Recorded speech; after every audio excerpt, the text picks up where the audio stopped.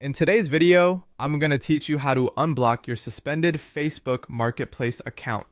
If your Marketplace access has been suspended, don't worry. In many cases, Facebook gives you a way to review the restriction and submit an appeal directly from your account.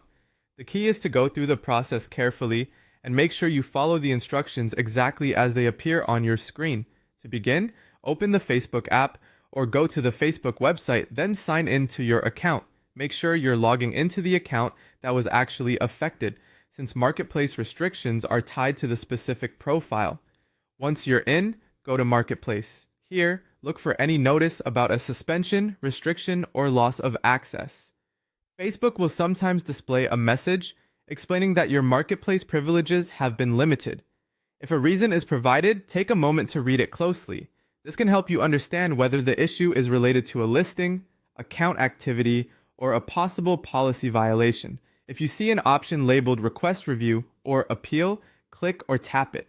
This is the most important part of the process because it's the official way to ask Facebook to recheck the suspension.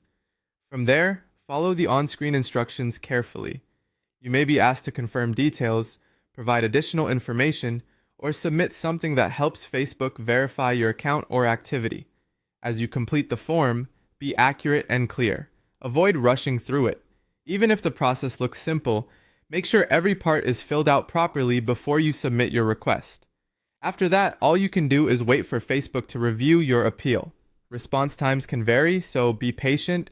While you're waiting, keep an eye on your support inbox inside Facebook and also check your email for any updates related to the review.